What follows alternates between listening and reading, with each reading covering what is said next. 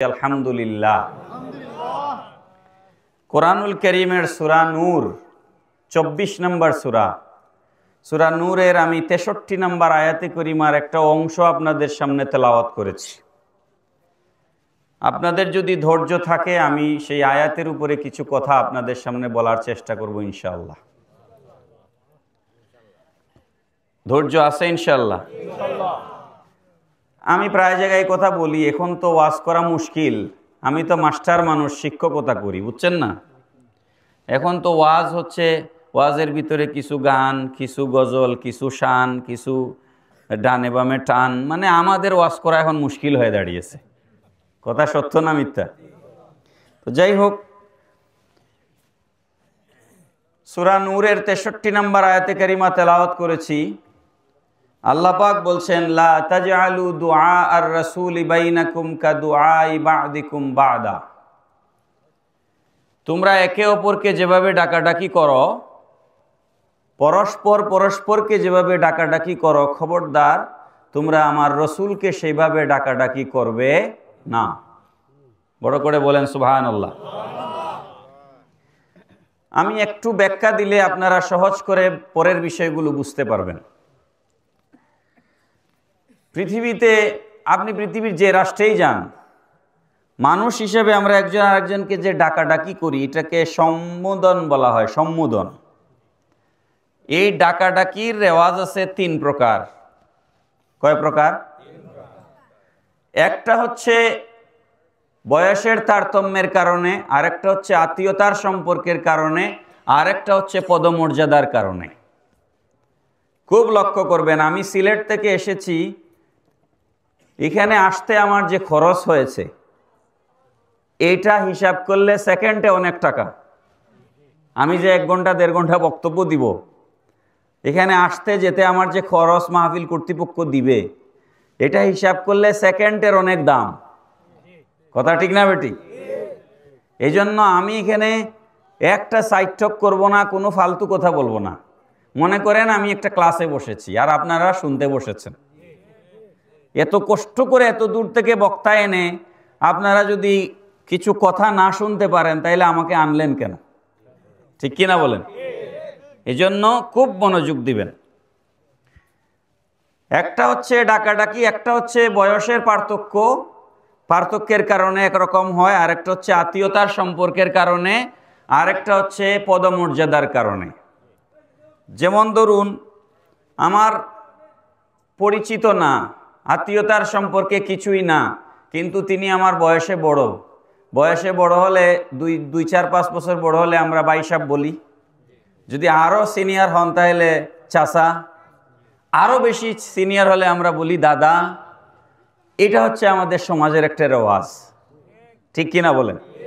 এটা হচ্ছে বয়সের তারতম্যের কারণে। আর আমার থেকে বয়সে ছোট হলে আমরা কি করি? নাম ধরে অনেক সময় ডাকি।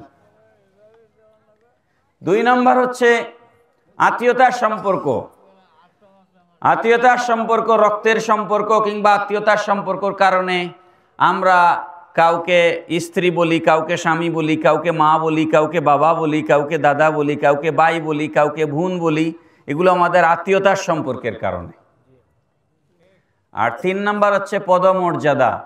বয়সে আপনার অনেক ছোট, কিন্তু তিনি ডিসি, আপনি গিয়ে কি বলেন? স্যার। কি বলেন? স্যার। এসপি সাহেব, আপনি গিয়ে কি বলেন? স্যার। ইমাম সাহেব, বয়সে আপনার অনেক ছোট, আপনি নাম ধরে কোনোদিন ডাকেন? কি বলেন? হুজুর বা ইমাম সাহেব। হুজুর বা ইমাম সাহেব। আল্লাহ পাক রব্বুল আলামিন বলছেন সূরা নূরের ৬৩ নম্বর আয়াত, লা তাজআলু দুআর রাসূলি বাইনাকুম কা দুআই বা'দিকুম বা'দা। এই যে ৩ প্রকারের ডাকাডাকি আপনাদের সামনে আমি ব্যাখ্যা করলাম, আল্লাহ রব্বুল আলামিন সূরা নূরের ৬৩ নম্বর আয়াতে বলছেন, খবরদার এই ৩ প্রকারের কোনো প্রকারেই আমার রসুলকে ডাকাডাকি করা যাবে না। আওয়াজ করে বলেন সুবহানাল্লাহ। তাহলে ডাকবো কিভাবে? নাম ধরে ডাকা যাবে না, রসুলকে নাম ধরে ডাকা যাবে না। রসুলের স্ত্রীগণ কোনোদিন রসুলকে স্বামী বলেছেন এরকম কোনো প্রমাণ নাই। কওমি মাদ্রাসা, আলিয়া মাদ্রাসা, যত দল আছেন, যত আলেম আছেন, মাইকের আওয়াজ যত দূর যাচ্ছে, আমি বিনীতভাবে অনুরোধ করব আমার বক্তব্য শুনেন। যদি আমি ভুল বলি আমাকে ধরবেন, ছাড়বেন কেন? আমি সিলেট থেকে এসেছি, পালায়া যাওয়ারও সুযোগ নাই। কথা ঠিক না বেঠিক? আর যদি আমরা সঠিক বলি তাহলে মানবেন না কেন? কথা ঠিক না বেঠিক? ভুল বললে ধরবেন, সঠিক বললে মানবেন, সঠিক বললে মানবেন, ঠিক আছে কিনা? রসুলকে, রসুলের স্ত্রীগণ কোনোদিন স্বামী বলে ডাকেন নাই, অমুকের আব্বা বলেও ডাকেন নাই। আমাদের সমাজে অনেক স্ত্রীরা স্বামীর নাম ধরেন না, তখন ওই বড় ছেলে বা বড় মেয়ের নামে ডাকেন।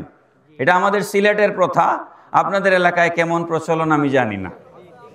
হ্যাঁ, হাসনার মা, হ্যাঁ, রহিমের বাবা, এরকম আছে না নাই? আবার কেউ বাচ্চা কাচ্চা নাই, সিলেটি ভাষা কয়, এরে হুনছো নি, এরে হুনরায়নি, এটা সিলেটি ভাষা।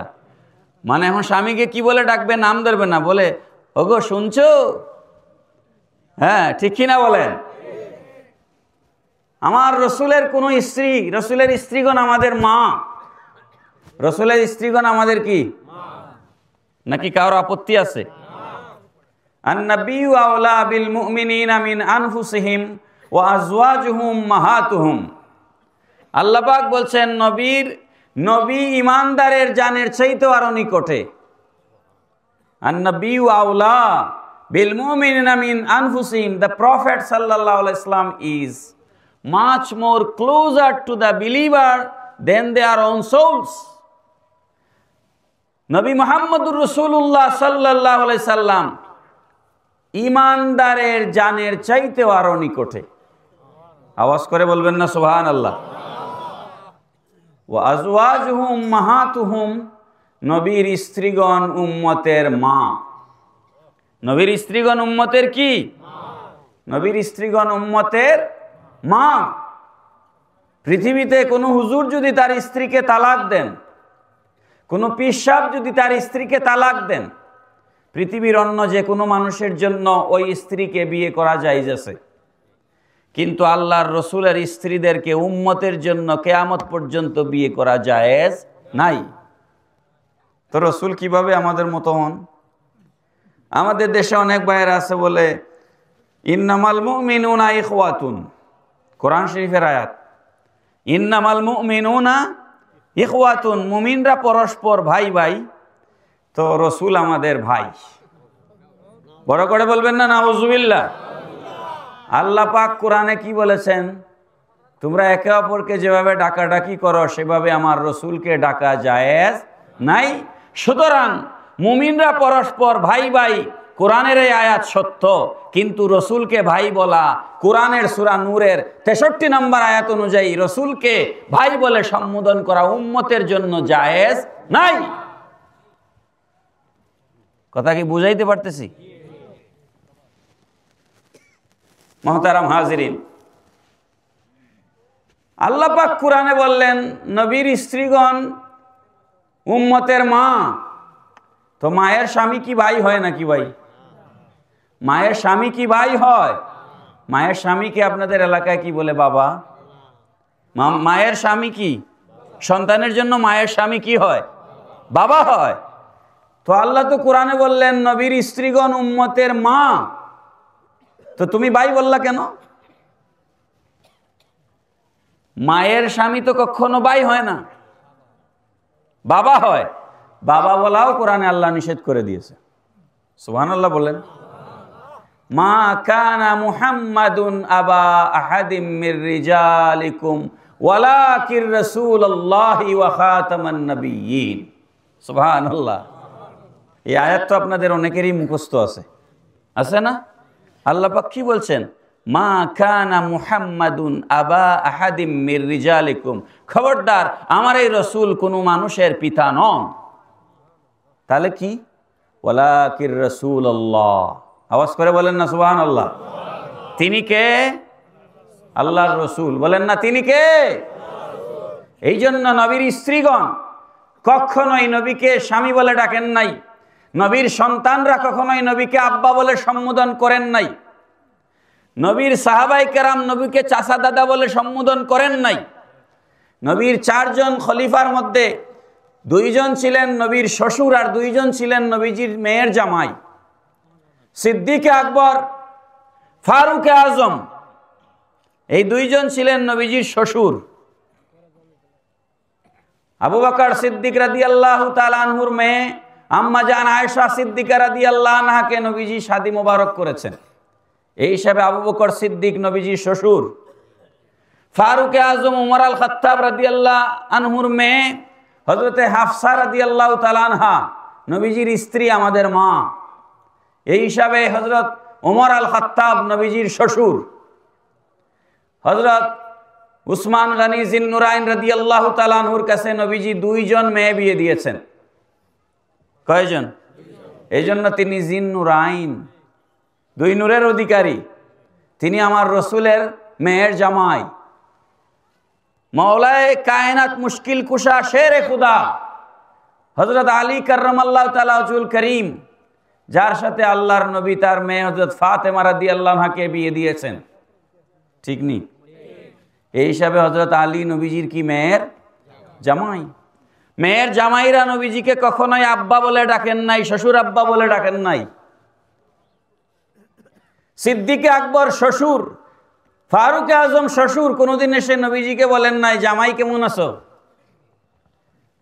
জামাই হন, শ্বশুর হন, মেয়ে হন, যাই হন না কেন, সমস্ত সাহাবাই কেরাম ওয়ালাকির রাসূলুল্লাহর উপরে আমল করেছেন। নবীজিকে যখন ডাকবার প্রয়োজন পড়েছে এক বাক্যে সবাই ডেকেছেন ইয়া রাসূলুল্লাহ। এখন আমাদের সমাজে কিছু ভাইয়েরা আছে, তারা ইয়া রাসূলুল্লাহর স্লোগানকে ফালতু বলে, আছে না নাই? নবীর শ্বশুররা নবীকে ইয়া রাসূলুল্লাহ বলে ডাকলেন, নবীর জামাইরা রসুলকে ইয়া রাসূলুল্লাহ বলে ডাকলেন, নবীর সমস্ত স্ত্রীগণ নবীকে ইয়া রাসূলুল্লাহ বলে ডাকলেন, নবীর সমস্ত সাহাবীগণ রসুলকে ইয়া রাসূলুল্লাহ বলে ডাকলেন।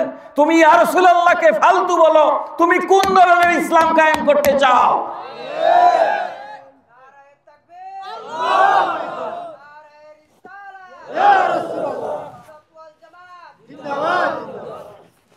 সমস্ত সাহাবায়ে কেরামের স্লোগান ছিল ইয়া রাসূলুল্লাহ। আমরা ইয়া রাসূলুল্লাহ বলতে বলতে কবরে যেতে চাই কি চাই না? কেউ আপত্তি আছে? 2 হাত তুলেন। নারায়ে তাকবীর, নারায়ে তাকবীর, নারায়ে রিসালাত, নারায়ে রিসালাত, আহলে সুন্নাত ওয়াল জামাত। এই যে হাত তুললেন, কিরামান কাতিবিনা ইয়ালামুনা মা তাফআলুন, রেকর্ড হয়ে গেছে। রেকর্ড হয়ে গেছে না? কে রেকর্ড করেছেন? মোবাইলের এটা ডিলিট হতে পারে, মোবাইল লস্ট হতে পারে, হারিয়ে যেতে পারে, কিন্তু কিরামান কাতিবিন, 2 কাঁধে 2 জন সম্মানিত লেখক আপনার হাত তুলেছেন ইয়া রাসূলুল্লাহর পক্ষে। কিসের পক্ষে? ইয়া রাসূলুল্লাহর পক্ষে হাত তুলেছেন। এটা রেকর্ড হয়ে গেছে। কিয়ামতের ময়দানে এটা নাজাতের উসিলা হয়ে যেতে পারে।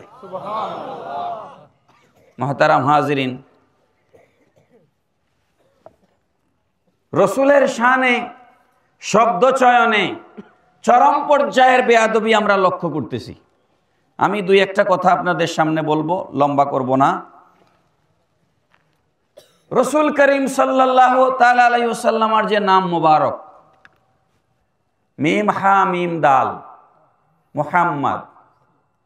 ভাই একটু রাত্রে আলেম যারা আছেন, আলেম ওয়াজ করার আগে একটু গবেষণা করেন, পড়াশোনা করেন, রাত্রে বালিশে মাথা রেখে একটু চিন্তা করেন।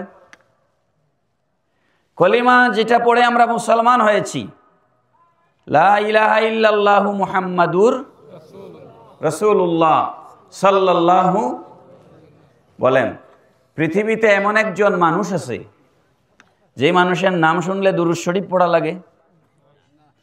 আপনাদের কেউ জানা আছে? পীর সাহেব আসলে ওনার নাম শুনলে দুরূদ শরীফ পড়া লাগে? যত বড় বড় পীর মাশায়েখ, আপনাদের এলাকার একটা জিনিস আমার খুব ভালো লেগেছে, মৌলানা আরিফুল ইসলাম সবুজ সাহেব, যেটা আপনারা সমস্ত পীর মাশায়েখ, সমস্ত সুন্নি উলামায়ে কেরামদেরকে এখানে দেখলাম সবাই সম্মান করে, মানে কোনো দলাদলি নাই, গ্রুপিং নাই। এটা আমার কাছে খুব ভালো লেগেছে, আলহামদুলিল্লাহ। তো যেটা বলছিলাম, কোন পীরের নাম শুনলে দুরূদ শরীফ পড়তে হয়? পৃথিবীর কোন প্রেসিডেন্ট, প্রধানমন্ত্রী, রাজা বাদশার নাম শুনলে দুরূদ শরীফ পড়তে হয়? কিন্তু আমার আপনার রসুল, রসুলে আরবি, রসুলে মক্কি, রসুলে মাদানী, যেই রসুলকে আল্লাহ পাক রব্বুল আলামিন জমিনে পাঠিয়েছেন, এমন একটা নাম মোবারক রেখে দিয়েছেন আল্লাহ পাক রব্বুল আলামিন, এমন এক নাম মোবারক আমার রসুলকে দিয়েছেন। ইমাম কাস্তালানী রহমতুল্লাহ আলাইহি মাওয়াহিবে লদুনিয়ার মধ্যে বলেছেন, ওয়াফিস সামাই আহমদ ওয়াফিল আরদি মুহাম্মদ। বড় করে বলেন সুবহানাল্লাহ। আকাশবাসী আমার নবীকে আহমদ নামে চিনে, জমিনবাসী আমার নবীকে মুহাম্মদ নামে চিনে। এই মুহাম্মদ আর আহমদ, আপনারা নাম শুনেছেন কবি গোলাম মুস্তফা, বিশ্বনবী বই লিখেছেন বিশ্বনবী। এই বইটা আমি 3-4 বার পড়েছি, বিশ্বনবী। আপনাদের সুযোগ থাকলে পড়বেন। কলেজ, মাদ্রাসা, ইউনিভার্সিটির ছাত্রদেরকে অনুরোধ করব পড়ার জন্য। এখনকার ছেলে মেয়েরা বই পড়ে না, খালি মোবাইল। কথা ঠিক না বেটি?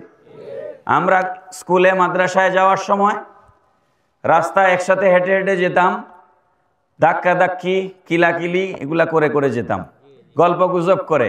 আর এখন একই অটো, টমটম, একই সিএনজিতে 2 জন বসছে, একজন আরেকজনের চেহারা দেখে না। কোন কথা ঠিক না বেটি? মোবাইলের জিয়ারত করতেছে।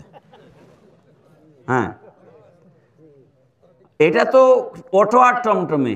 হাজব্যান্ড ওয়াইফ একই বিছানায় ঘুমানো, একজন আরেকজনের সাথে গল্প করেন না, মোবাইলেই ডুবে আছে। এই সংসারে শান্তি হওয়ার কোনো কারণ নাই।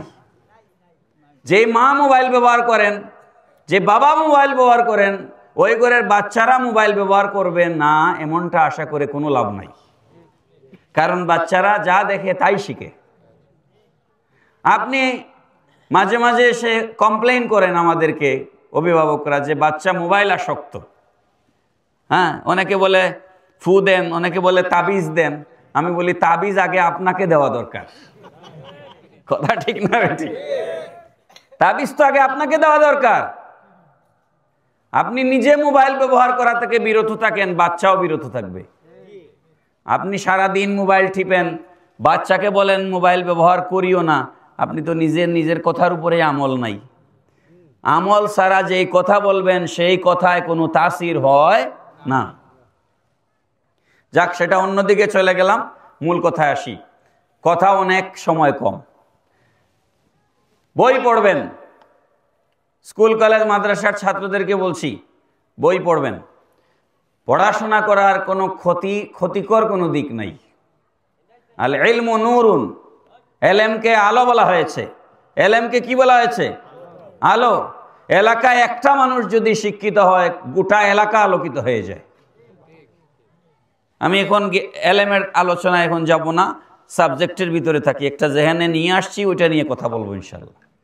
তো কবি গোলাম মুস্তফা তিনি বিশ্বনবী বইয়ের ভিতরে লিখেছেন, নবীজির নাম মোবারক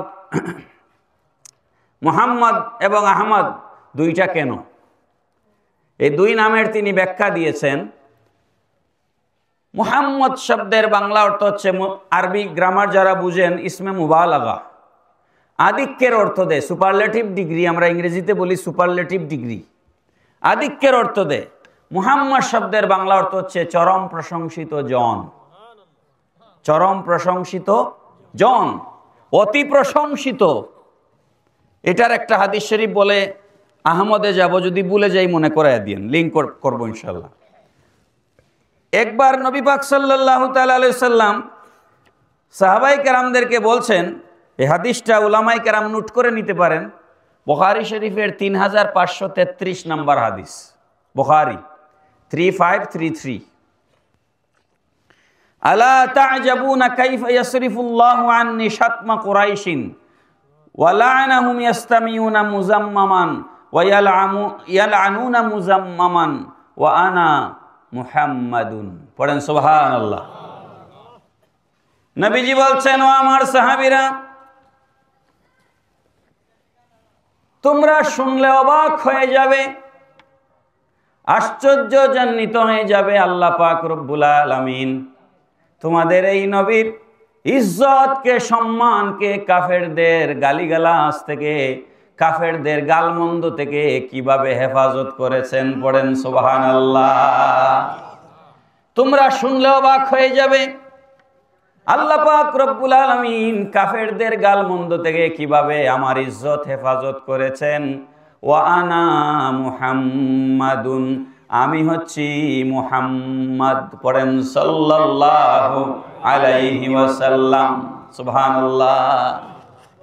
প্রিয় হাজিরিন, বিষয়টা একটু খেয়াল করেন, ব্যাখ্যা না করলে পরিষ্কার হবে না। মুহাম্মদ শব্দের বাংলা অর্থ কি বলেছি? অতি প্রশংসিত বা চরম প্রশংসিত ব্যক্তি। মক্কার কাফেররা আমার রসুলকে পাগল বলেছে, বলে নাই? কোরআনে আয়াত আছে তো, মক্কার কাফেররা রসুলকে কি বলেছে? পাগল। এখন আরবিটা খেয়াল করুন, মুহাম্মদ মজনুন, নাউযুবিল্লাহ মিন যালিক। মুহাম্মদ মজনুন মানে মুহাম্মদ পাগল, এটা হচ্ছে বাংলা অর্থ। পুরাটা বাংলা করেন, চরম প্রশংসিত ব্যক্তিটি পাগল। চরম প্রশংসিত ব্যক্তিটি, তার মানে আমার রসুলের নাম মোবারক আল্লাহ পাক, এমন এক ইসমে পাক, এমন এক নাম মোবারক আল্লাহ পাক আমার রসুলের রেখে দিয়েছেন, গালি দিতে গেলে আগে তারিফ করতে হয়। সুবহানাল্লাহ।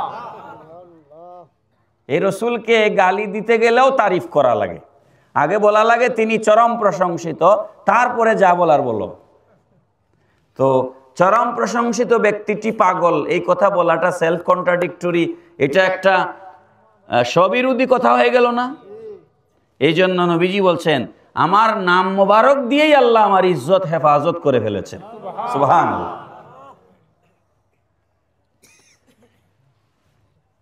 কবি গোলাম মোস্তফা বলছেন,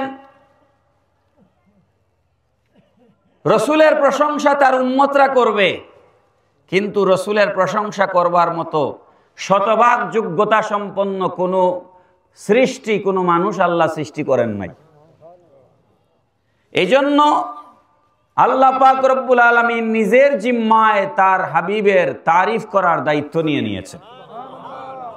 ওয়া রাফা'না লাকা যিকরাক, ইয়া রাসূলুল্লাহ সাল্লাল্লাহু আলাইহি ওয়াসাল্লাম, আপনার জিকিরকে আমি আল্লাহ বুলন্দ করেছি। আল্লাহ যদি তারিফ করেন, ওই তারিফের উপরে আর কোনো তারিফ আছে?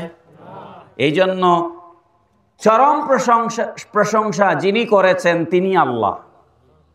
রসুলের চরম প্রশংসা কে করেছেন? আল্লাহ। যার প্রশংসা করেছেন তিনি অতি প্রশংসিত, তার নাম মুহাম্মদ রাখা সার্থক হয়েছে। আর দ্বিতীয় তার নাম কি? আহমদ। আহমদ কি?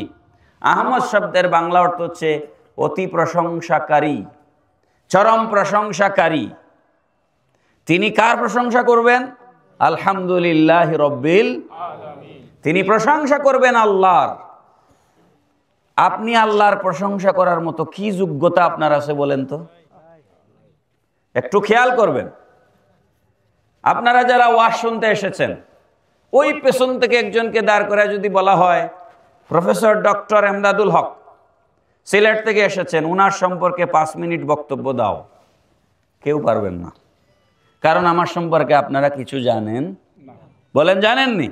তাহলে কারো সম্পর্কে বলতে গেলে তার সম্পর্কে জানতে হয়। সেটা যদি মৌলানা আরিফুল ইসলাম সবুজ সাহেবকে বলা হয় যে প্রফেসর সব সম্পর্কে আপনি 2 মিনিট বলেন, তাইলে উনি কিছু বলতে পারবেন। কথা ঠিক না ঠিক?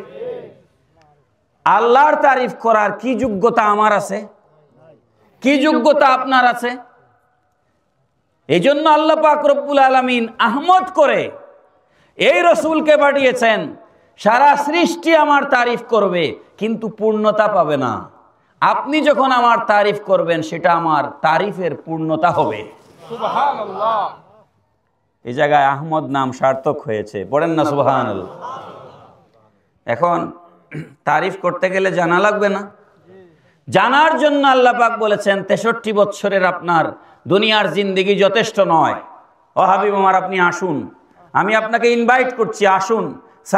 সাত আসমান দেখেন, আরশ দেখেন, কুরসি দেখেন, লৌহ দেখেন, কলম দেখেন, বেহেশত দেখেন, দুজক দেখেন, আরশ দেখেন, কুরসি দেখেন, সব দেখেন। আমার সমস্ত সৃষ্টি মেহেরাজের সময় আপনি এসে সফর করেন, তারপরে আপনি আমার তারিফ করেন। नारे तकबीर, नारे रिसालत, डॉक्टर मोहम्मद अहमद साहेब। মুহতারাম হাজিরিন, তো বলছিলাম এমন কোন মানুষ কি আল্লাহর সৃষ্টিতে আছে যার নাম শুনলে দুরূদ শরীফ পড়া লাগে? কিন্তু আমরা এমন এক রসুলের উম্মত, এমন এক নবীর উম্মত, যেই নবীর নাম মোবারক শুনলে দুরূদ শরীফ পড়া জীবনে কমপক্ষে একবার পড়া ওয়াজিব। যতবার নবীজির নাম মোবারক শুনবেন ততবার দুরূদ শরীফ পড়া মুস্তাহাব। দলিল বানিয়ে বললে তো হবে না, দলিল নেন। তাফসীরে জালালাইন শরীফ, মাদ্রাসায় আলিয়া মাদ্রাসাগুলোতে ফাজিল ক্লাসে পড়ানো হয়, আর কওমি মাদ্রাসাগুলোতে জালালাইনের নামে একটা ক্লাসই আছে। ওই ক্লাসের নাম জালালাইন। তার মানে কি বুঝলেন? এই কিতাবটা কওমি মাদ্রাসাতেও পড়ানো হয়, আলিয়া মাদ্রাসাতেও পড়ানো হয়। তাফসীরে জালালাইন শরীফের 257 পৃষ্ঠা, এটা দেওবন্দের ছাপা, দারুল উলুম দেওবন্দের ছাপা। লিখেছেন ওয়াহিয়া ওয়াজিবাতুন ফিল উমরি মাররাতান ইনদাল কারখি। ইমাম কারখি রহমতুল্লাহ আলাইহি বলছেন ওয়াহিয়া ওয়াজিবাতুন ফিল উমরি মাররাতান, গোটা জিন্দেগিতে কমপক্ষে একবার নবীজির উপরে দুরূদ শরীফ পড়া ওয়াজিব। ওয়া কুল্লামা যুকিরা ইসমুহু ইনদাত তাহাউই। আর ইমাম তাহাবী রহমতুল্লাহ আলাইহি, যিনি আকিদাতুত তাহাবী লিখেছেন, ইমাম তাহাবী রহমতুল্লাহ আলাইহি বলছেন যতবার নবীজির নাম মোবারক শুনবেন ততবার দুরূদ শরীফ পড়া ওয়াজিব। ওয়া ফিস সালাতি বা'দা তাশাহুদি ফিল আকদাতিল আখিরাতি ইনদা শাফিঈ। আর ইমাম শাফিঈ রহমতুল্লাহ আলাইহির মতে নামাজের শেষ বৈঠকে প্রত্যেকবার আত্তাহিয়াতের ভিতরে নবীজির উপরে সালাম পেশ করা, দুরূদ পেশ করা ওয়াজিব। আপনারা কি কষ্ট পাচ্ছেন?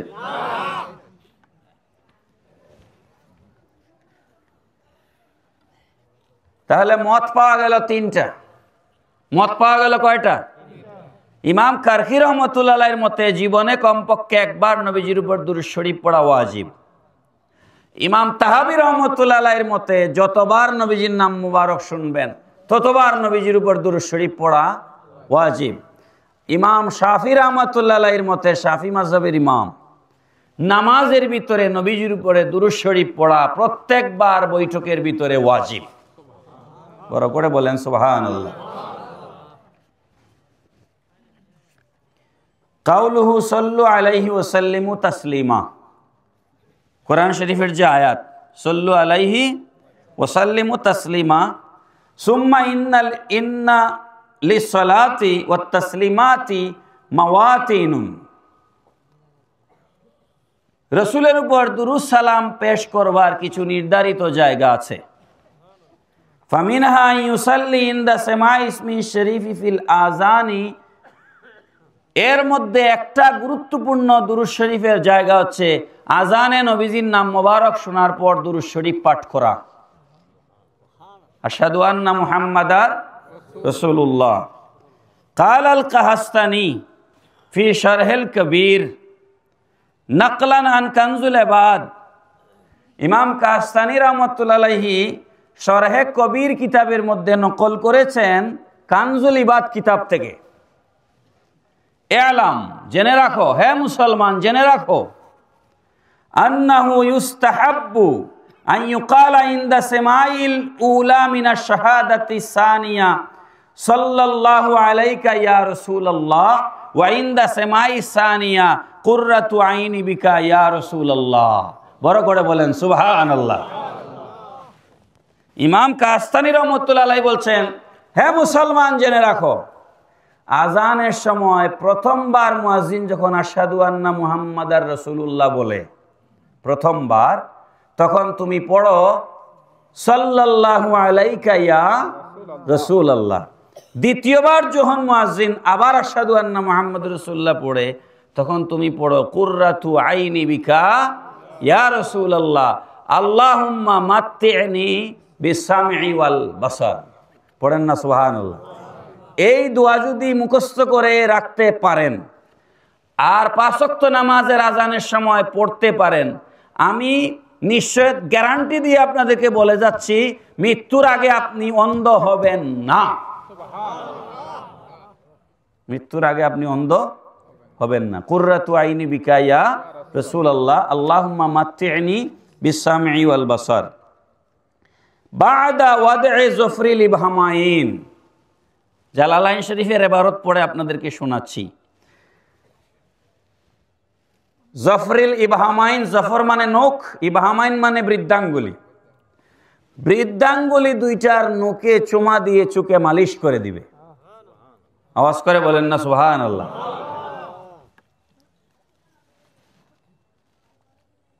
আলাল আইনাইনে ফাইন্নাহু সাল্লাল্লাহু আলাইহি ওয়াসাল্লাম কাইদুল লাহু ইলাল জান্নাহ।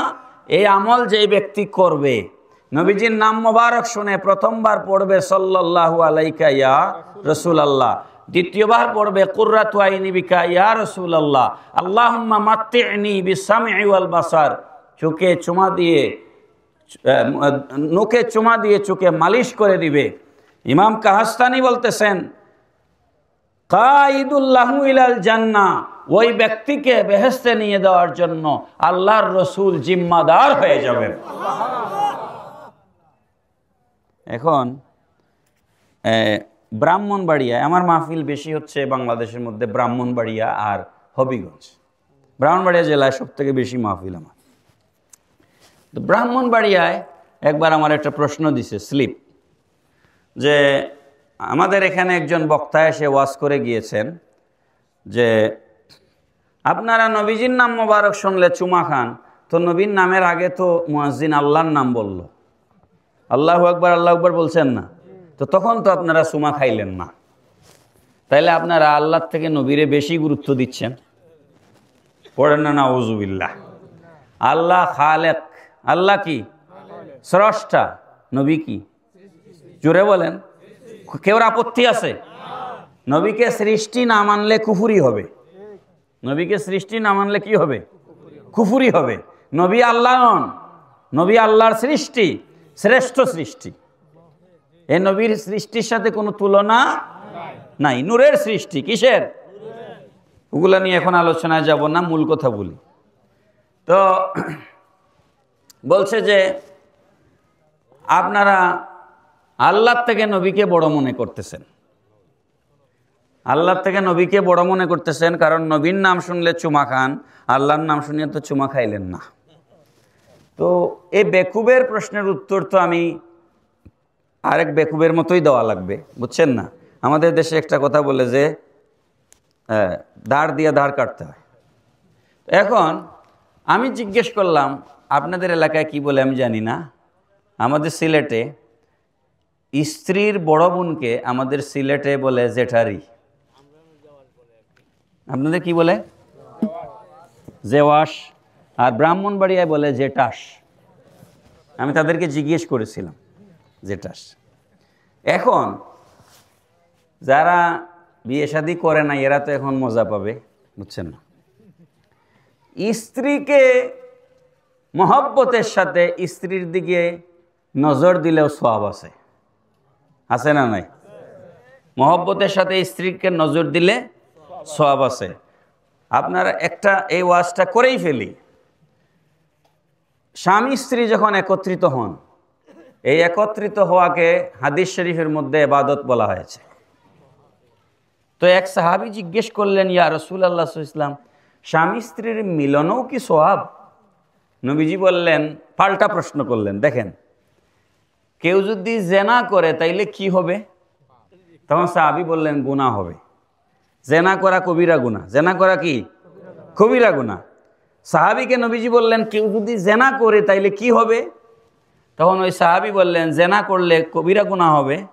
তো নবীজি বললেন, কেউ যদি জেনার থেকে বেঁচে থাকে, তার স্বামী স্ত্রী দুইজন একত্রিত থাকে, তাহলে ওই কবিরা গুনার বিপরীতে কেন সওয়াব হবে না? পড়েন না সুবহানাল্লাহ। এখন লক্ষ্য করুন, আপনার স্ত্রীর বড় বোন জেঠাস, বা আপনারা কি জেওয়াস বলেন? জেওয়াস। এখন আপনি যদি বলেন, আপনি আপনার স্ত্রীকে, যুবক ছেলেরা ডোন্ট মাইন্ড, আপনি আপনার স্ত্রীকে চুমা দিয়েছেন, হ্যাঁ, জেওয়াস এসে যদি বলে, হ্যাঁ তুমি আমার ছোট বোন রে কেন দিলে, আমারে দাও, সংসার ঠিকবো না ভাঙবো? এই সংসার থাকবো? এই সংসার থাকবে না। বেকুব মৌলবী বুঝে নাই, বড় হইলেই চুমা দেওয়া যায় না। আল্লাহ এমন এক সত্তা, যার কোনো আকার ইঙ্গিত নাই, নিশানা নাই, নিরাকার। যে আল্লাহ নিরাকার, তার জন্য কোনো চুমা নাই, তার জন্য আছে সেজদা। কথা কোন ঠিক না বেঠিক? আল্লাহর জন্য কোনো চুমা, আল্লাহর জন্য কি বলেন? আল্লাহর জন্য কি? সেজদা। আল্লাহ ছাড়া আর কাউকে সেজদা দেওয়া যায়? কোন পীর সাহেবকে সেজদা দেওয়া হারাম, কোন মাজারে সেজদা দেওয়া হারাম, কোন হুজুরকে সেজদা দেওয়া জায়েজ নাই। আল্লাহ ছাড়া কাউকে সেজদা দেওয়া জায়েজ নাই, কোন নবীকে সেজদা দেওয়া জায়েজ নাই। ইউসুফ আলাইহিস সালামের সেজদার ঘটনা কোরআন শরীফে আছে, এটা ব্যতিক্রমী একটা ঘটনা। এই ঘটনা আমাদের শরীয়তের জন্য প্রযোজ্য নয়। কথা কি পরিষ্কার? ইউসুফ আলাইহিস সালামকে সেজদা দেওয়ার জন্য আল্লাহ পাক তার ভাইদেরকে নির্দেশ করেছিলেন, কোরআনে আছে, আছে না নাই? কিন্তু আমাদের নবীকে, নবীর কোন সাহাবী সেজদা করেছেন? হ্যাঁ, গাছে সেজদা করেছে, বৃক্ষ সেজদা করেছে, পাথর সেজদা করেছে, কিন্তু কোন সাহাবী রসুলকে সেজদা করেন নাই। কারণ সেজদা রসুলের জন্য নয়, সেজদা পীরের জন্য নয়, সেজদা কার জন্য? আল্লাহর জন্য। এরপরেও তারা আমাদেরকে অনেক কথা বলে, ভাই বলে আমরা মাজার পূজারি, বলে কি বলে না? তো আল্লাহ একজন আছেন না নাই ভাই? আল্লাহ একজন আছেন না নাই? আল্লাহর বিচার দেখেন। আমরা মাজারে গিয়া সূরা ফাতিহা পড়ি, কুল হু আল্লাহ 3 বার পড়ি, নাস ফালাক পড়ি, ইস্তেগফার পড়ি, দুরূদ শরীফ পড়ি, তারপরে দোয়া করি। এই জিয়ারতটাকে তারা পূজা বলেছে। বলতে বলতে আল্লাহর বিচার হচ্ছে, আল্লাহ তাদেরকে মন্দিরে পাঠাই দিছে। কি বিচার আল্লাহর? কথা ঠিক না বেটে? কোন সুন্নি আলেম কোনদিন মন্দিরে যায় নাই? গেছে? কোন সুন্নি আলেম গিয়া রোজার পূজায় এক বলে নাই? কোন সুন্নি আলেম বলে নাই হিন্দুদেরকে কাফের বলা যাবে না? কোন সুন্নি আলেমরা প্রসাদও খায় নাই। আমরা মিলাদ শরীফের জিলাপি খাই, আমরা প্রসাদ। সুন্নিরা বিরিয়ানি খায়, আরো খাবো, খাবেন তো? বিরিয়ানি খাই আমরা, আমরা প্রসাদ খাই না। আমরা হালাল খাই। আমরা কি খাই? মূর্তিটা আমরা খাই না। আল্লাহ বুঝবার তৌফিক দিন এবং হেদায়েত দিন, সবাই বলুন আমিন। মুহতারাম হাজিরিন, তো যে কথা বলার জন্য এতগুলো কথা বললাম, আল্লাহ পাক রব্বুল আলামিন নবীজির নাম মোবারক রেখেছেন মুহাম্মদ। কি? যে কলিমা শরীফ পড়ে মুসলমান হয়েছি আমরা, লা ইলাহা ইল্লাল্লাহু মুহাম্মাদুর রাসূলুল্লাহ সাল্লাল্লাহু। ও ভাই একটু গবেষণা করো না। লা ইলাহা ইল্লাল্লাহ মুহাম্মাদুর রাসূলুল্লাহ সারা জীবনের জন্য অন্তরে গেঁথে নেন। এ ওয়াজ সবাই করবে না, এগুলা ওয়াজ করতে গেলে প্রচুর গবেষণা এবং পড়তে হয়। পুরা কলিমার ভিতরে 24টা হরফ আছে। কয়টা? লা ইলাহা ইল্লাল্লাহর মধ্যে 12টা অক্ষর আছে, মুহাম্মাদুর রাসূলুল্লাহর মধ্যে 12টা অক্ষর আছে। আল্লাহ শব্দ আলিফ লাম লাম হা, আল্লাহর মধ্যে 4টা হরফ আছে, মিম হা মিম দালের মধ্যে 4টা হরফ আছে। পড়েন না সুবহানাল্লাহ। আল্লাহ শব্দের ভেতরে কোনো সাকিনওয়ালা শব্দ নাই, মুহাম্মদ শব্দের ভিতরে কোনো সাকিনওয়ালা শব্দ, কোনো অক্ষর নাই। পড়েন না সুবহানাল্লাহ। মুহাম্মদ শব্দের অর্থ ডিকশনারিতে, অভিধানে মুহাম্মদ শব্দের অর্থ লেখা হয়েছে আল্লাযী ইউহমাদু হামদান মাররাতান বাদা মাররা। আমি আবার পড়ছি, রেকর্ড হচ্ছে, এগুলা ভিডিও ফেসবুকে আমার পেজ আছে, সেখানে যাবে, ডক্টর মোহাম্মদ এমদাদুল হক লিখলে পাবেন। ইউটিউবে আমার আফতাবি মিডিয়া আছে, এগুলা দেই ব্যবসার উদ্দেশ্য নয়, আমি কোনো কাট সাট করি না। আমার ভিডিও যেভাবে আছে আমি ওইভাবে ছেড়ে দিই, আধা মিনিটের আমার কোনো ভিডিও আপনি পাবেন না। আমার উদ্দেশ্য হচ্ছে মানুষরা শুনে যেন উপকৃত হয়। ওয়াজ আসে আমাদের সামনে হুজুরদের, এক কথার আগাও নাই মাথাও নাই, এরকম আসে না? নাই ভিডিও আসে না? আমি পুরাটা ফার্স্ট টু লাস্ট আমার বয়ান পাবে, যে খুঁজবে সে পাবে। এই জন্য আমি বারবার বলছি আল্লাযী ইউহমাদু হামদান মাররাতান বাদা মাররা। বার যার প্রশংসা হয় তার নাম মুহাম্মদ। বারবার প্রশংসার একটা উদাহরণ আমি আপনাদের স্বল্প মাঠে প্রথমবার যখন এসেছিলাম তখন দিয়েছিলাম, আপনাদের মনে আছে কিনা জানি না, আমি আবার দিচ্ছি উদাহরণটা। বারবার এই নবীর তারিফের একটা উদাহরণ নেন। সারা পৃথিবীতে আমি আল্লাহর রহমতে 10-12টা দেশ ঘুরেছি, আলহামদুলিল্লাহ। আমি ইউরোপের অনেক দেশে গেছি, আমেরিকায় গেছি, কানাডায় গেছি। পৃথিবীর যেখানে গিয়েছি সেখানেই মসজিদ আছে, আলহামদুলিল্লাহ। কানাডায় ইউনিভার্সিটি অফ ব্রিটিশ কলাম্বিয়াতে ভ্যাঙ্কুভার আমার কনফারেন্স ছিল, একাডেমিক কনফারেন্স। সেখানে কনফারেন্সটা ছিল রোজার ঈদের দিন, 2023 এপ্রিলের রোজার ঈদের দিন এবং রোজার ঈদের পরের দিন, 2 দিন ছিল কনফারেন্স। তো আমি শবে বরাতে কানাডায় ছিলাম। টরন্টোতে একটা মসজিদে আমার এক ছাত্রকে বললাম যে যেখানে শবে বরাত পালন হয় ওখানে আমারে নিয়ে যাও, লামাজাবি মসজিদে আমারে নিয়ে যাও না, কারণ এরা তো শবে বরাত মানে না। কথা ঠিক কিনা? জমাতি লামাজাবি মসজিদে আমারে নিও না। তো আমাকে একটা মসজিদে নিয়ে গেল, গিয়ে দেখলাম এটা ইন্ডিয়ান মসজিদ, মানে ইন্ডিয়ানরা চালায় মসজিদটা, বাঙালি না। বিশ্বাস করবেন কিনা আমি জানি না, আপনারা যে মাঠটা আজকে বসেছেন এরকম কম হইলেও 4টা মাঠের সমান হবে একটা মসজিদ। কানাডায় এরকম কম হইলেও 4টা মাঠের সমান। মসজিদের সামনের কাতার থেকে পিছনের কাতার এমনি দেখা লাগে, এত বড় মসজিদ, আলহামদুলিল্লাহ। আমি এটা বুঝাতে চাচ্ছি, সারা পৃথিবীতে মুসলমান আছে, মসজিদ আছে, আজান আছে। আমাদের বাংলাদেশ ক্রিকেট টিম নিউজিল্যান্ডে ক্রিকেট খেলতে গেল, ওখানে গিয়েও দেখলাম মসজিদ আছে, ওরা জুমার নামাজ পড়তেছে, সুবহানাল্লাহ। পৃথিবীর এমন কোনো জায়গা নাই যেখানে মসজিদ নাই, সারা পৃথিবীতে মসজিদ আছে। সারা পৃথিবীর মসজিদের হিসাব আমি আপনাদের সামনে এখন দিতে পারবো না। শুধু আমেরিকাতে 2500 মসজিদ আছে, আলহামদুলিল্লাহ। আপনারা যারা টেলিভিশন দেখেন, পত্রিকা পড়েন বা ফেসবুক চালান, আপনাদের জানবার কথা এই বছর নিউ ইয়র্কের মেয়র নির্বাচিত হয়েছে মুসলমান ব্যক্তি, জানেন না? নিউ ইয়র্কের যে মেয়র হয়েছে মুসলমান, মামদানি, জোহরান মামদানি নিউ ইয়র্কের মেয়র হয়ে গেছে, আমেরিকার মতো জায়গায়, মুসলমান, আলহামদুলিল্লাহ। 2500 মসজিদ আছে আমেরিকায়। ক্যালিফোর্নিয়াতে এবার গেলাম, মেহফিল ছিল। নিউ ইয়র্ক থেকে ক্যালিফোর্নিয়া ফ্লাইটে যাইতে 5.5 ঘন্টা সময় লাগে। কত বড় দেশ চিন্তা করছেন, একই দেশ, এক জায়গা থেকে আরেক জায়গা ফ্লাইটে বিমানে যাইতে, মানে ঢাকা জেদ্দার সমান দূরত্ব। ক্যালিফোর্নিয়া গিয়ে দেখলাম ফয়জানে মদিনা, সুবহানাল্লাহ, দাওয়াতে ইসলামীর মাদ্রাসা, ফয়জানে মদিনা, ওখানে মাদ্রাসাও আছে, মসজিদও আছে। মনটা প্রশান্ত হয়ে গেল, আলহামদুলিল্লাহ।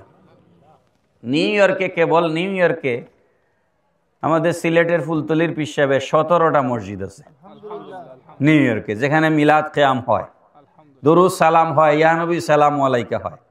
সরসিনার পীর সাহেবের মসজিদ আছে, মাদ্রাসা আছে নিউ ইয়র্কে, বুঝছেন? দিনের খেদমত সারা পৃথিবীতেই হচ্ছে, আলহামদুলিল্লাহ। এত কথা বিরক্ত হচ্ছেন কি? এত কথার উদ্দেশ্য হচ্ছে এই মসজিদগুলার কথা যে বলছি, এগুলাতে কি আজান হয় কি হয় না? হয়। সারা পৃথিবীর হিসাব আমি আপনাদেরকে দেওয়া সম্ভব নয়। দুবাই, বাহরাইন, কুয়েত, কাতার, ইরাক, সোমালিয়া, সুদান, মিশর, আলজেরিয়া, তিউনিসিয়া, লেবানন, এই সমস্ত মুসলিম রাষ্ট্র যেগুলো আছে সেগুলো তো হাজার হাজার মসজিদ আছে। আমাদের পার্শ্ববর্তী দেশ ইন্ডিয়া, যেখানে প্রায় 40 কোটি মুসলমান বাস করে। আমাদের পাশের দেশ পাকিস্তান, 15 কোটির উপরে মুসলমান বাস করে। লক্ষ লক্ষ মসজিদ আছে পাকিস্তানে, ইন্ডিয়াতে, আফগানিস্তানে লাখ লাখ মসজিদ আছে। এগুলোর হিসাব দেওয়া আমার পক্ষে এখন আপনাদের সামনে সম্ভব নয়। কেবলমাত্র বাংলাদেশের 56,000 বর্গ মাইলের ভেতরে ইসলামিক ফাউন্ডেশনের হিসাব অনুযায়ী 3 লক্ষ মসজিদ আছে। আমি ইসলামিক ফাউন্ডেশনে ইমাম ট্রেনিংয়ে ক্লাস নেই। ফাউন্ডেশনের হিসাবের বাইরে আরো লামসাম বলা হচ্ছে 2 লক্ষ মসজিদ আছে। অন এন এভারেজ গড়ে বাংলাদেশে 5 লক্ষ মসজিদ আছে। বড় করে বলেন। এই কিশোরগঞ্জ ভৈরবে জোহরের নামাজ পড়লাম আজকে 2টার সময়, পরে রওনা করলাম 3টার সময়, রওনা করে 3:30টায় রওনা করেছি ভৈরব থেকে। ভৈরব পার হয়ে কিশোরগঞ্জ সামনে এসেই এক মসজিদে আসরের নামাজ পড়লাম। মাগরিব পড়লাম তারের গাঠ না কি জানি, ওখানে এসে বলছি কথাগুলো এই কারণে, আধা কিলোমিটার 1 কিলোমিটার পর পর আমাদের দেশে রাস্তার ডানে বামে মসজিদ আর মসজিদ। সুবহানাল্লাহ। আপনি পৃথিবীর কোথাও এরকম পাবেন না। আমি বলছি মসজিদ আছে আমেরিকায়, কিন্তু এমন মসজিদ পাবেন না। আপনি যেখানে ইচ্ছা সেখানে নামাজ পড়তে পারবেন না, আজানের আওয়াজ শুনবেন না। লন্ডনে, সেন্ট্রাল লন্ডনে একটা মসজিদ আছে যেটাকে বলা হয় ইস্ট লন্ডন সেন্ট্রাল মসজিদ। আমি ওই মসজিদে গিয়েছি, নামাজ পড়েছি। ওই মসজিদে 10,000 মুসল্লি একসাথে জামাত পড়তে পারে। কোথায়? লন্ডন। আমি ওই মসজিদে নামাজ পড়েছি। ওই মসজিদে সরকার মাইকে বাইরে আজান দেওয়ার অনুমতি দিয়েছে, তবে বাংলাদেশের মতো এত জোরে নয়, সাউন্ড ভলিউম কমায়া, তবে রাস্তা থেকে শোনা যায়, বুঝছেন? আর কোনো মসজিদে আজান বাইরে হয় না, ভেতরে সাউন্ড বক্সে আজান হয়, বুঝছেন? তো বাসায় মানুষরা ওই মসজিদের অ্যাপসের সাথে কানেকশন লাগায় রাখে, তখন বাসার থেকে আজান শোনা যায়, ঘরের ভেতর থেকে আজান শোনা যায়। আপনি ফ্রান্সে গিয়ে আমি মসজিদ খুঁজেই পাচ্ছি না নামাজ পড়বার জন্য। ফ্রান্সে খুঁজতে খুঁজতে মসজিদ পেয়েছি, আলহামদুলিল্লাহ। তো যেই কারণে এতগুলো কথা বলছি, এই যে আধা কিলোমিটার পর পর মসজিদ আমাদের দেশে, ঢাকাকে বলা হয় Dhaka is the city of mosque, মসজিদের শহর। ঢাকাকে বলা হয় মসজিদের শহর। একটা জিনিসের অভাব আছে আমাদের দেশে, সেটা হচ্ছে রাস্তার মোড়ে মোড়ে মসজিদ আছে, কিন্তু মহিলাদের নামাজের জায়গা নাই। আপনি যদি ফ্যামিলি নিয়ে কোথাও বের হন, আপনি নামাজ পড়বেন আর আপনার স্ত্রী গাড়িতে বসে থাকবেন। এজন্য মসজিদগুলোতে আলাদা করে মহিলাদের নামাজের একটা রুম রাখা দরকার। আপনারা কি মনে করেন? দরকার না? আমাদের হানাফি মাযহাবে নারী পুরুষ একত্রে জামাত পড়া বর্তমানে নিষেধ। আপনারা আবার এটা মনে করিয়েন না যে আমি মহিলা পুরুষ একসাথে নামাজের ফতোয়া দিয়ে চলে গেছি। আমি বড় কোনো মুফতিও না, ফতোয়াও দিব না আপনাদের সামনে। মহিলা পুরুষ একসাথে জামাত আমাদের মাযহাবে চলবে? বলেন চলবে? কিন্তু মহিলাদের নামাজ পড়া লাগবে না, সেজন্য আলাদা রুম থাকা দরকার। আলাদা রুম থাকা দরকার। ছোটখাটো 2-4-5 জন 10 জন 2-4-5 জন নামাজ পড়তে পারে, এরকম একটা রুমও মসজিদে থাকা দরকার। সব মসজিদে প্রয়োজন নাই, রাস্তার পাশের মসজিদগুলোতে দরকার। যাই হোক, কথা অনেক। বাংলাদেশের 5 লক্ষ মসজিদের হিসাব নেন, 5 বার করে দিনে আজান হয়। কয়বার? 5 গুণ 5 সমান 25, তার মানে 25 লক্ষ বার আজান হয় একদিনে। বাংলাদেশে 25 লক্ষ বার আজান হয়। আজান হলে জামাত হয়, জামাতের আগে একামত হয় আরো 25 লক্ষ বার। 25 লক্ষ বার আজান, 25 লক্ষ বার একামত, 50 লক্ষ। 50 লক্ষ বার আজান আর একামতের ভিতরে 2 বার করে মুয়াজ্জিন আশহাদু আন্না মুহাম্মাদার রাসূলুল্লাহ সাল্লাল্লাহু আলাইহি সাল্লাম পড়েন কি পড়েন না? তাহলে 50 লক্ষ গুণ 2 সমান 1 কোটি। সুবহানাল্লাহ কইতেন না? এই সুবহানাল্লাহ হইছে না? আরো জোরে বলেন সুবহানাল্লাহ। ও মুসলমান, এটা 1 বছরের হিসাব নয়, 1 মাসের 1 সপ্তাহও নয়, 1 দিনের হিসাব, গোটা পৃথিবীর হিসাব নয়।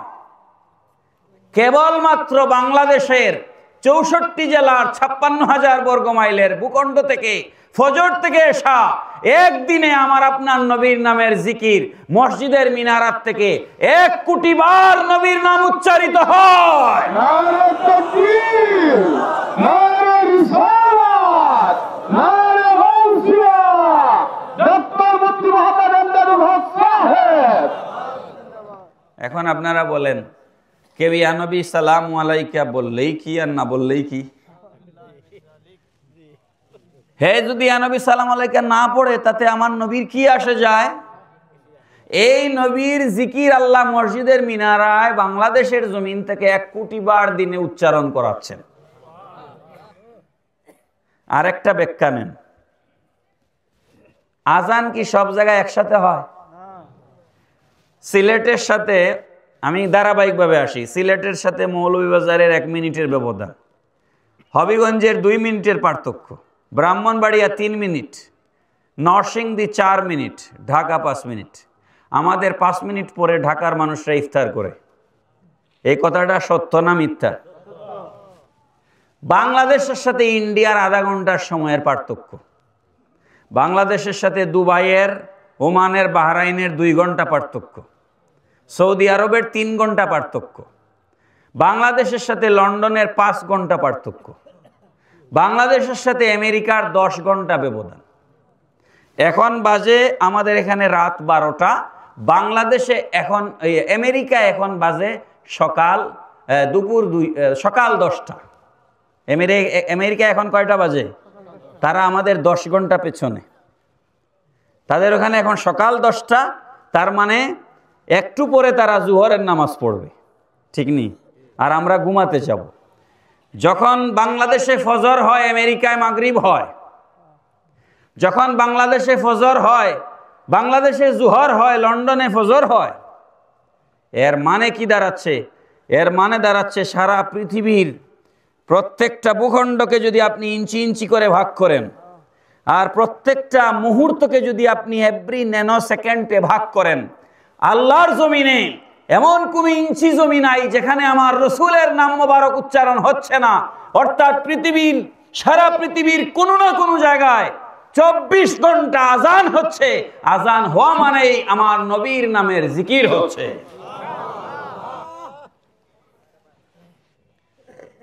আপনারা জুমার নামাজে খুতবা পড়েন না ইমাম সাহেব? বসে না দাঁড়ায়? খুতবা বসে পড়ে নাকি দাঁড়িয়ে পড়ে? খুতবাতে নবীর সালাম নাই? পয়লা লাইন কি পড়ে? আলহামদুলিল্লাহ রাব্বিল আলামিন ওয়াল আকিবাতুল লিল মুত্তাকিন ওয়াসসালাতু, বলেন বলেন, ওয়াসসালাতু ওয়াসসালামু পড়ে কি পড়ে না? ওয়াসসালাতু ওয়াসসালামু আলা। তো আপনি তো খুতবাতে নবীকে দাঁড়ায়া সালাম দিলেন, তো ইয়া নবী পড়তে অসুবিধা কোথায়? আমার আল্লাহ জানেন তো সালাম যে দিবে না, এই জন্য আজানে কান ধরে নবীর নামের জিকির করতে হয়। যে মেসাব, যে হুজুর ইয়া নবী সালাম আলাইকা পড়ে না, সেও কান ধরে আশহাদু আন্না মুহাম্মাদুর রাসূলুল্লাহ পড়ে। ঠিক কিনা বলেন? এটা হচ্ছে আমার রসুলের শান। যার ভালো লাগে না তারও পোড়া লাগে, যে পছন্দ করে না তারও পোড়া লাগে। নামাজের বয়ান তাদের থেকে বেশি কেউ করে না। এই নামাজের ভিতরে আমার রসুলের সালাম আছে না নাই? একটু আগে আমি দলিল দিয়েছি, আসসালামু আলাইকা আইয়ুহান নবী ওয়া রাহমাতুল্লাহি ওয়া বারাকাতুহু। এটা নামাজের ভিতরে পড়া কি সুন্নত? একটু আগে বয়ান দিলাম তো। ওয়াজিব, বলেন কি ওয়াজিব? ওয়াজিব তরক করলে নামাজ হবে? নবীকে সালাম না দিলে নামাজ হবে? বলেন নামাজ হবে? ওখানে বসে দিছে, কবর জিয়ারত করে বসিয়া না দাঁড়ায়া। এখানে একজন আমার বলছেন যে ওখানে নামাজে তো বসিয়া দেয়, তো কবর জিয়ারত কিভাবে করেন? আপনাদের এলাকায় কবর জিয়ারত হয়? বসে না দাঁড়াইয়া? দেখি কি পড়েন বলেন তো? আসসালামু আলাইকুম ইয়া আহলাল। কবরের মানুষ মরা না জিন্দা? গুরুস্থানে গিয়ে মরা মানুষের সামনে আসসালামু আলাইকুম বলা জায়েজ আছে, তাও আবার দাঁড়াইয়া। আর নবীকে দাঁড়াইয়া সালাম দেওয়া নাকি না জায়েজ। এরা কি পড়াশোনা করেছে বলেন তো? কবর জিয়ারত দাঁড়ায় করা লাগে কিনা? আসসালামু আলাইকুম ইয়া আহলাল কুবুর, হে কবরবাসী আপনাদের উপরে সালাম। বসে না দাঁড়ায়া? তো কবর জিয়ারতে দাঁড়াইয়া সালাম দেওয়া যায় মরা গুরুস্থানে মরা মানুষদেরকে, আর নবীকে ইয়া নবী সালাম আলাইকে বললে ইমান চলে যায়। এই জাতের ইমানের আমার দরকার নাই ভাই। কথা ঠিক কিনা বলেন? ইমাম সারসারি রাহমাতুল্লাহ আলাইহি লিখেছেন, লা ইউসাহহাল আযানু ফিল ফারদি ইল্লা বিইসমিহিল আযবি ফিল ফামির রিদা। আলাম তারানা লা ইউসাহহা আযানানা ওয়ালা ফারদনা ইল্লাম নুকাররিরহু ফীহিমা। বড় করে বলেন সুবহানাল্লাহ। ইমাম সরসরি রাহমাতুল্লাহ আলাইহি বলছেন, ও দুনিয়ার মানুষেরা, তোমরা কি বুঝো না, তোমরা কি দেখো না, দয়াল নবীজির মিষ্টি নাম মোবারক মুহাম্মদ বারবার বারবার আজানের ভিতরে উচ্চারণ না করলে লা ইউসাহু আযানানা, আমাদের আজান শুদ্ধ হয় না। যে নবীর নাম মোবারক উচ্চারণ না করলে আজান শুদ্ধ হয় না, সেই নবীকে ভালোবাসতে চাই কি চাই না? আমার রসুল বলেছেন, আমার রসুল বলেছেন, আন আবি হুরায়রা রাদিয়াল্লাহু তাআলা আনহু قال قال رسول الله صلى الله عليه وسلم রাগিমান ফুরাজুলিন যুকিরতু ইনদাহু ফালাম ইউসাল্লি আলাইয়া। নবীজি বলেন, যেই ব্যক্তির সামনে আমার নাম মোবারক উচ্চারণ হলো অথচ আমার উপরে দুরূদ শরীফ পড়লো না, আমার নাম মোবারক তার সামনে উচ্চারণ হলো অথচ আমার উপর দুরূদ শরীফ পড়লো না, রাগিবান হু, তার নাক দুলায় দূষরিত হোক। পড়েন নাউজুবিল্লাহ। প্যার হাজিরিন, আমি বুঝতে পারছি রাত গভীর হয়েছে, আপনাদের কষ্ট হচ্ছে। আমি কি শেষ করে দিব? শেষ করে দিব? আচ্ছা, একটু একটু বলি, বেশি বলবো না। কোরআনুল কারীমে 4 জায়গায় নবীজির নাম মোবারক এসেছে। নোট করতে হবে, আলেমদেরকে নোট করতে হবে। কোরআন শরীফে কয় জায়গায় নবীজির নাম মোবারক এসেছে? আমার প্রথম আলোচনা কি ছিল? নবীজিকে আমরা ডাকবো কি বলে? মনে আছে আপনাদের? আল্লাহ পাক কোরআন শরীফের একটা আয়াতেও ইয়া মুহাম্মদ বলে ডাকেন নাই, হে মুহাম্মদ বলে ডাকেন নাই।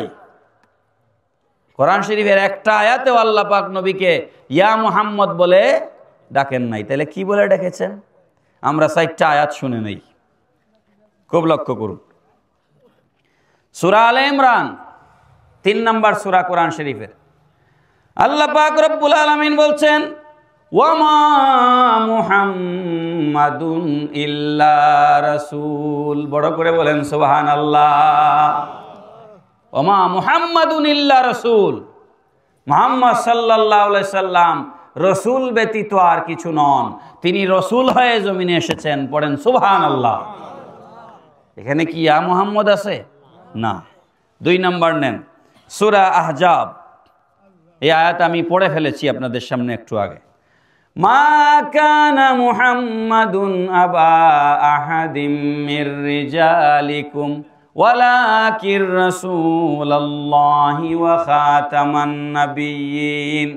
আল্লাহ পাক বলছেন মা কানা মুহাম্মাদুন আবা আহাদিম মির রিজালিকুম, এই মুহাম্মদ সাল্লাল্লাহু আলাইহি সাল্লাম কোনো পুরুষের পিতা নন, বরঞ্চ ওয়ালাকির রাসূলুল্লাহ, ইনি হচ্ছেন আল্লাহর রসুল এবং খাতামান নবিয়্যিন, ইনি শেষ নবী। পড়েন সুবহানাল্লাহ। এই যে কাদিয়ানীদেরকে আমরা কাফের বলি, কেন বলি? কারণ কাদিয়ানীরা আমাদের রসুলকে শেষ নবী মানে, কাদিয়ানীরা আমাদের রসুলকে শেষ নবী মানে না। এই জন্য আমরা কাদিয়ানীদেরকে কাফের বলি এবং রাষ্ট্রীয়ভাবে কাদিয়ানীদেরকে কাফের ঘোষণার জন্য আমরা আন্দোলন করছি। কথা ঠিক না বেটি? সূরা ফাতহ 3 নম্বর সূরা ফাতহ। কোন সূরা? সূরা ফাতহ। সূরা ফাতহের ভিতরে আল্লাহ পাক বলছেন মুহাম্মাদুর রাসূলুল্লাহ ওয়াল্লাযীনা মাআহু আশিদ্দাউ আলাল কুফফারি রুহামাউ বাইনাহুম। এখানে আল্লাহ পাক ইয়া মুহাম্মদ বলেন নাই, বলেছেন মুহাম্মাদুর রাসূলুল্লাহ। বড় করে বলেন সুবহানাল্লাহ। আর 4 নম্বর একটা সূরা আছে মুহাম্মদ নামে, এই সূরার নাম সূরাতু মুহাম্মদ, আছে কি নাই? এই সূরায় আল্লাহ পাক বলেছেন ওয়াল্লাযীনা আমানু ওয়া আমিলুস সালিহাতি ওয়া আমানু বিমা নুজ্জিলা আলা মুহাম্মাদিন ওয়া হুয়াল হাক্কু মির রাব্বিহিম। পড়েন সুবহানাল্লাহ। তাহলে কোরআন শরীফের যে আয়াতে কারিমাগুলো আমরা পাইলাম, এই আয়াতে কারিমাগুলোর ভিতরে রসুলকে আল্লাহ পাক কোথাও ইয়া মুহাম্মদ বলে ডাকেন? বলেন ইয়া মুহাম্মদ বলে কি আল্লাহ পাক ডেকেছেন? কোথাও আল্লাহ পাক ইয়া মুহাম্মদ বলে ডাকেন নাই। খুব ভালো করে লক্ষ্য করুন, আমাদের যাদের ছেলে সন্তান আছে, কি আমাদের যাদের ছেলে সন্তান আছে, কানজুল উম্মাল হাদিস নাম্বার 419 16 খণ্ড, নবীজি বলেছেন মান উলিদা লাহু সালাসাতু আওলাদিন ফালাম ইউসাম্মা আহাদুহুম মুহাম্মাদান ফাকাদ জাহিলা। যেই ব্যক্তির পরপর 3টা ছেলে সন্তান হলো, কয়টা? 3টা ছেলে সন্তান হলো, অথচ একটা ছেলের নামের সাথে মুহাম্মদ রাখলো না, সে বড় মূর্খের পরিচয় দিল। পড়েন নাউজুবিল্লাহ। এই জন্যই দেখেন পোস্টার, আমার নামের আগে ডক্টর মোহাম্মদ আছে না নাই? এই মোহাম্মদ, এই নাম সন্তানের নামের সাথে লাগিয়ে দিলে মোহাম্মদ নামের বরকতে আপনার সন্তানের ভবিষ্যৎ উজ্জ্বল হবে। আর কিয়ামতের ময়দানে তো এটার ফজিলত আছেই। আল্লাহ পাক কবুল করুন, সবাই বলি আমিন। একটু দুরূদ শরীফ পড়ুন। আল্লাহুম্মা সাল্লি আলা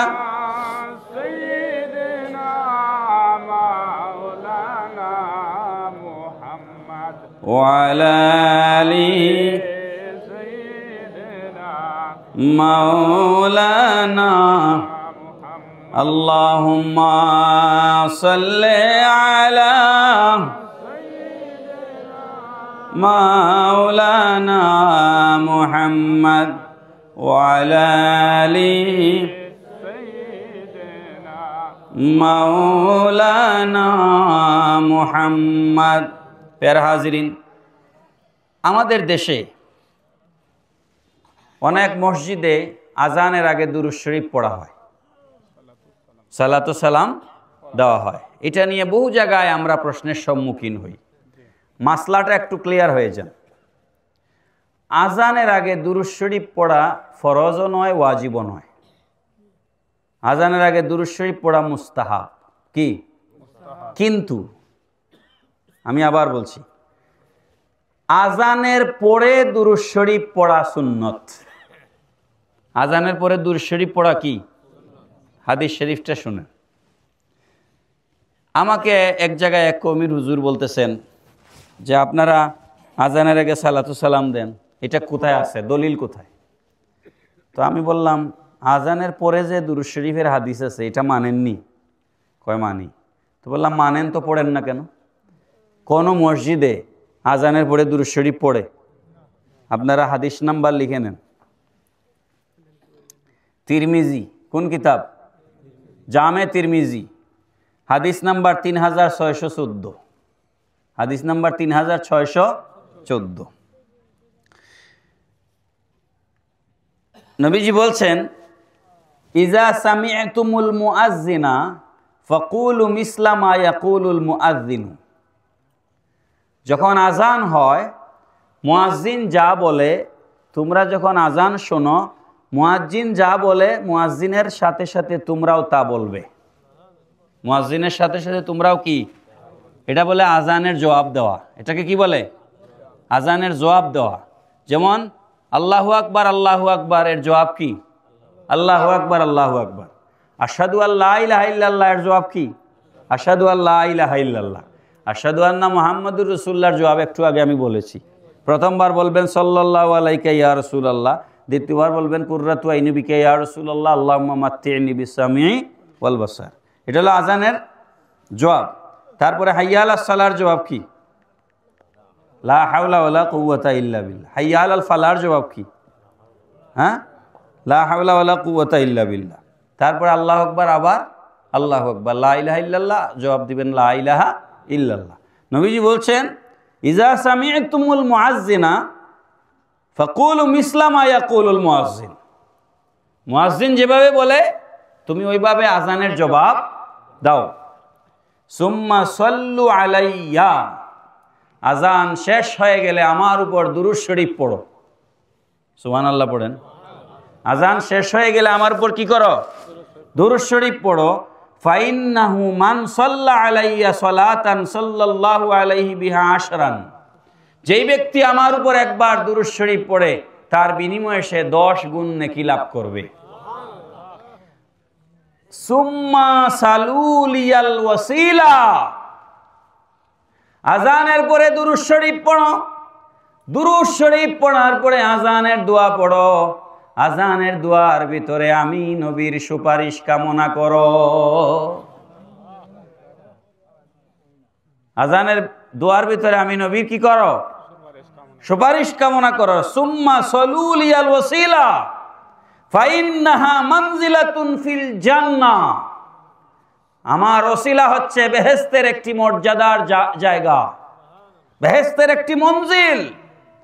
লা তামবাগি ইল্লা লিআবদিন মিন ইবাদিল্লাহ ওয়া আরজু আন আকুনা আনা হুয়া।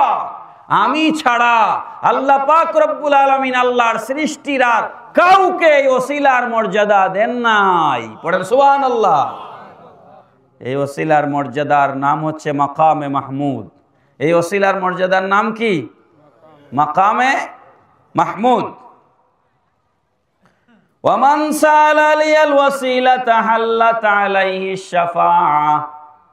নবীজি বলছেন, যেই ব্যক্তি আজানের পরে আমার উপর দুরূদ শরীফ পাঠ করবে, এরপরে আল্লাহুম্মা রাব্বা হাযিহি দাওয়াতি তাম্মা ওয়াস সালাতিল কাইমাতি সাইয়্যিদিনা মুহাম্মাদাল ওয়াসিলাতা ওয়াল ফাদিলা। আছে না নাই?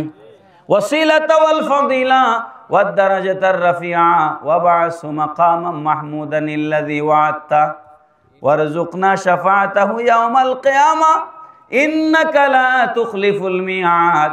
নবীজি বলছেন, হাল্লাত আলাইহি শাফাআ, আমার সুপারিশ যেই ব্যক্তি আজানের পরে দুয়ার মধ্যে চাইবে, তার জন্য সুপারিশ করা আমি নবীর উপরে ওয়াজিব হয়ে যায়।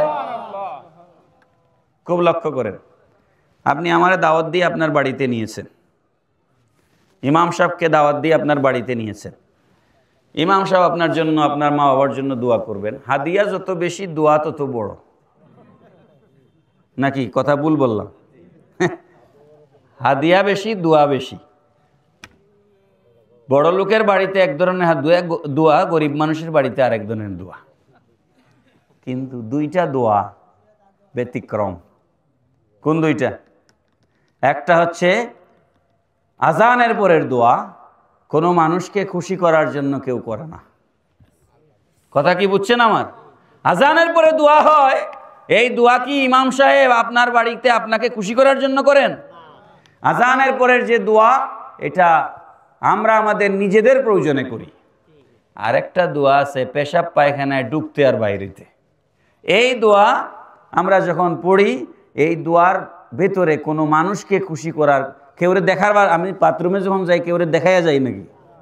এটা একদম নির্ভেজাল দোয়াই করি আমি, আল্লাহুম্মা ইন্নী আউযু বিকা মিনাল খুবসি ওয়াল খাবায়েস। এটা বুখারী শরীফের হাদিসে আছে। সুতরাং আজানের ভিতরের দোয়ার আজকে যা ওয়াজ করলাম, এই আমলটা যদি আপনারা করে নেন তাহলে আমার ওয়াজ আজকে কবুল হয়ে যাবে। আপনারা আজানের পরে দোয়া করবেন তো? বলেন দোয়া করবেন তো ইনশাআল্লাহ?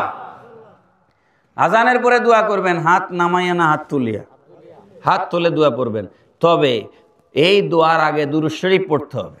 এটা নবীর নির্দেশ, নবীজির কি নির্দেশ। এই জন্য ইমাম সাহেবরা অনেক অনেক এলাকায় আজানের আগে সালাত সালাম দিলে ফিতনা হয়, অনেক জায়গায় সামাল দেওয়া যায় না। কথা ঠিক না? কারণ ওইটার খুব মজবুত দলিল নাই। দলিল আছে, আমি নাই বলতেছি না, মানে একদম নস নাই আর কি। কিন্তু আজানের পরের দুয়ার ব্যাপারে সরাসরি হাদিস আছে।